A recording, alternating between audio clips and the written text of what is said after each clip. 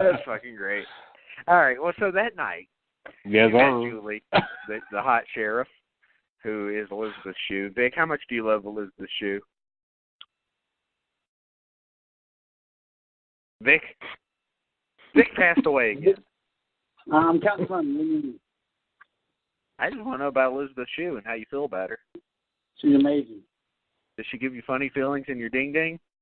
Yes. All right.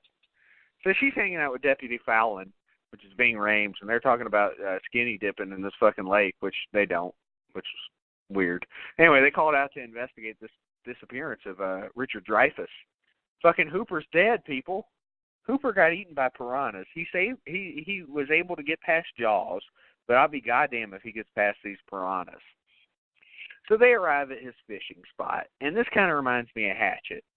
I don't know why, but it's kind of like whenever they show up to wherever Robert Englund got his ass killed by Victor Crowley, and they're saying it was a fucking alligator incident, empty boat type thing. They find this dude's corpse with the empty boat, and his fucking corpse is just mangled, and Ving Rhames is like, it looks like he got hit by toxic waste or something. So she's talking about shutting down the lake, and this is Jaws all over again. And, you know, they're like, no, you can't do that. This is a fucking huge weekend for the town. It's a little town just like Amity Island. They got to do this shit or else this town's going to go under. I mean, what is up with these poor-ass towns? But we don't get to see a mayor in this movie, unlike Jaws, right? No bad guys. Not like that, anyway. We get some bad guys, but not so much that. So anyway, at home, Jake's learning about Derek Jones from a porn site, or he's beating his little meat. And he gets interrupted by his mom, Julie, who orders, and she, like, reminds him that she's the sheriff, to stay home the next day to babysit. Adventures in babysitting, people. To babysit his little brother, Zane, Sage Ryan, and his sister, Laura. And Jake agrees to stay home and watch the fucking kids instead of playing with boobies, which is a shame for Jake. But Jake's a sneaky little bastard, and maybe that's not the end of the story for Jake here. Well, the next day, you've got Julie and Fallon, again, Ving Rhames, learn that in addition to patrolling spring breakers, they have to accompany a team of seismologists to investigate the newly opened chasm. I got it right this time, Blake, okay? Yeah. Pardon my drunkenness. I was drinking wine like a classy drunk, just like I did whenever I talked to John Wayne Gacy's childhood friend. I did that. That happened. Although I can't really say I talked to him so much as I sat there and listened to him for an hour while I drank. Is that not what happened, Vic? Vic with the input as always. Thanks, buddy. I think it was like an hour and a half. So that's whatever. And then Ray came on, and that was Ray's second show with us at the time. It felt like it was a summer show, too, because I was outside drinking wine. But, like, not a fucking 90-degree summer show like this one, because I'm hiding in the basement. So anyway, they're investigating this chasm that's in the lake that was caused by the earthquake. So you've got team leader Novak, which is Adam Scott. We talked about him earlier. Blake and I did. And diver Sam, which is Ricardo Chavira. I don't know this guy. And Paula, Dina Meyer. I don't know her either. Blake, you know either of these people? Who? Exactly. These divers. No, I didn't even hear what you said. You were talking Ricardo Chavira and Dina Meyer. Dina Meyer sounds familiar, yes, but I don't know the other one. Yeah, I don't know either one of them. Well, they take Julie's patrol boat out to the chasm. Sam and Paula swim down into the chasm, and I think this is kind of a cool scene, Blake. Like, I mean, where they're kind of exploring where these fuckers come from. I don't know. I just enjoy that. It kind of reminds me of, like, The Descent, the horror movie. Yeah. Just the whole claustrophobic feel of it. Maybe a little bit of 47 meters down, too. Anyway, so Paula, she's waiting at the chasm opening to maintain radio contact because she doesn't want to lose contact with the boat above. As Sam swims into this, like, massive underwater lake.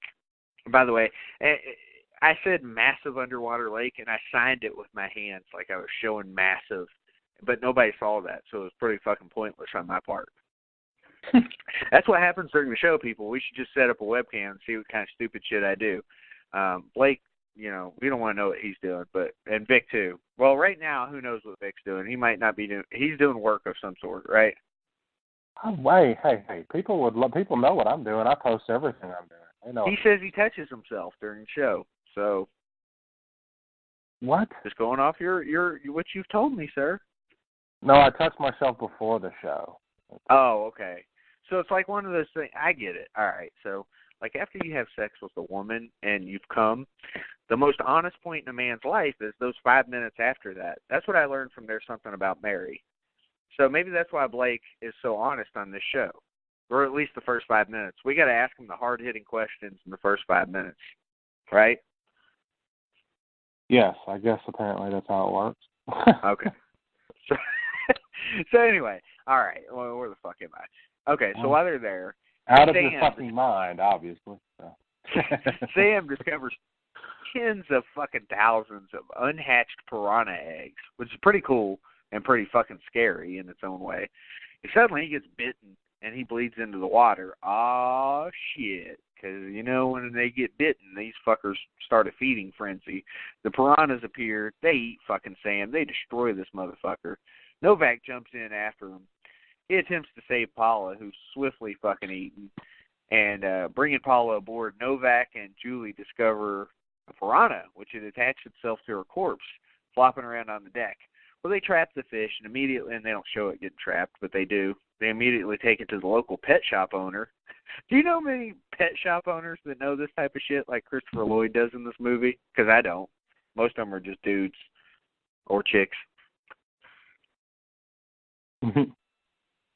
So the local pet shop owner, Mr. Goodman, again, Christopher Lloyd playing the same character that he played in Back to the Future.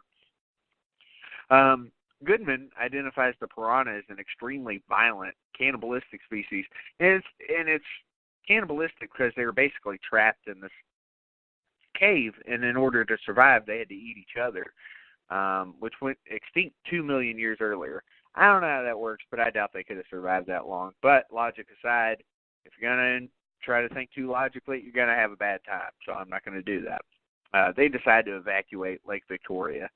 Well, meanwhile, Jake is like, fuck these babysitting duties. I'm going to pay Laura and Zane $60, which is $20 more than he's actually getting paid to babysit. So they fucking conned him in exchange for lying to their mom and staying in the house. Well, Jake makes his way to Derek's boat, and who can blame him? Because Danny's in there with another model named Crystal, who's played by Riley Steele, and they're fucking dancing together on deck. And as Jake's about to board, he runs into Kelly, who says that Todd lied about having backstage passes. And she asks him why he's not babysitting his siblings. And Derek interrupts the conversation. He's like, sand rat. And he comes down there, and he sees Kelly, and he's like, oh, fuck yeah, we get a third. So anyway, they're both attracted to her. So he invites her on board the party boat. So Kelly, the Jordan Sparks-looking chick, she agrees, even though Jake's annoyed by the whole thing, because he's trying to keep her as an innocent girl. She doesn't look like an innocent girl to me, but that's what he thinks. So on board, you've got Jake, who meets Derek's cameraman, Drew, played by Paul Scheer from The League, and a shitload of other things. Andre from The League. This motherfucker is funny. He's a comedian, too. Paul Scheer's a great dude, it seems like. So, the group's traveling to a remote part of the lake where Drew and Derek film Danny and Crystal swimming like fucking mermaids nude beneath the glass-bottom boat. I don't even know what to think of these scenes. All I can say is my dick was abused about this at some point in time, not today or yesterday, but at some point in time. Prior to my, I don't know, at some point I'm sure it was, because this fucking Danny and other chick are hot. Anyway, so Laura and Zane, they're bored at home, the little kids, because they're fucking badass little kids. They break Jake's promise. They take a canoe, like it's Friday the 13th, out to go fishing. And, they dock at an island and accidentally lose their canoe because Zane's stupid and he tied it up wrong. And so it stranded them both. And they managed to flag down, eventually, Jake on Derek's boat. And eventually, after some bullshit, they realized that, they're the local sheriff's kids, so while he's standing there with cocaine all over his face. Derek lets him on board, and I think this is kind of after the fact where Kelly had like tried to do body shots and then about threw up in Jake's mouth. There were some interesting scenes here with the whole body shot situation. They were trying to get Jake laid, though. I'll give him that. That was nice of them. See, Derek's not that bad of a guy. He's all right. He just gets high on cocaine, and then he acts a little bit belligerent. I mean, who hasn't been there? Vic, you're there all the time. Isn't that right, Vic? You cokehead bastard. Where am I at? On cocaine. Oh, yeah. Not at work, though. Well, Laura and Zane are looking out through the boat's glass bottom, and they see these fucking piranhas swimming beneath them, and Laura's like, what is that type of fish? And she didn't realize it's a fucking medieval piranha. Well, anyway, back at the beach, you've got Julie and Fallon, who are ordering an evacuation. I can't imagine Ving Rhames being a black man called Fallon. That just doesn't feel right to me, but whatever. I don't know what his name should be, but Fallon doesn't sound right. Anyway, so it's promptly ignored by the partygoers, including Eli Roth, who I can't explain his fucking things that he's saying. Show me those Danny DeVitos. This shit's so funny.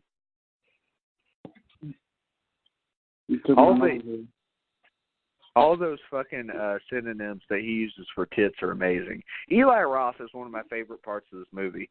You know they used like hundreds of thousands of gallons of blood in this movie? Vic's talking to chicks on the show. I don't like it. What? My bad. I thought I was muted.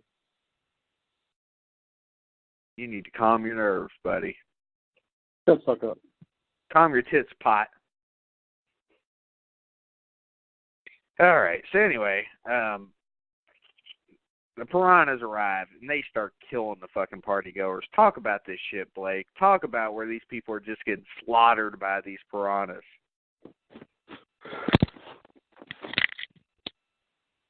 All right. Blake, you still there? Yeah, I'm here.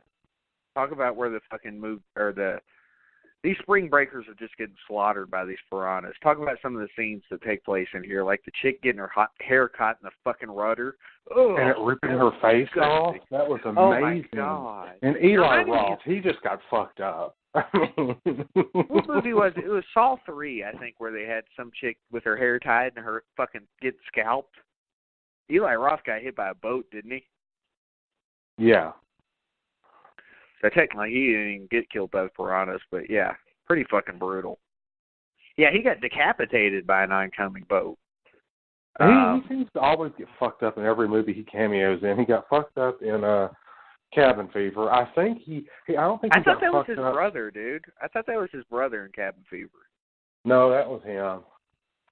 What? Yeah. He also showed up in 2001 Maniacs as one of like the hitchhikers. I don't know if he got fucked up in that one or not. You better have. We don't play that not getting fucked up stuff. You and Vic have a friend that was in that movie, a professional wrestler, didn't you? And what? 2001 in Maniacs? 2001 Maniacs, yeah. Oh yeah, Pondo, our buddy Pondo. Yeah. See, I listen. I pay attention.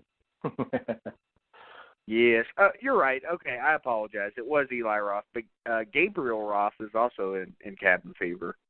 I knew it was Eli Roth, but I was like, this motherfucker looks just like Eli Roth. If that's really his brother, if that his brother's like a twin. So okay, fair enough. My apologies.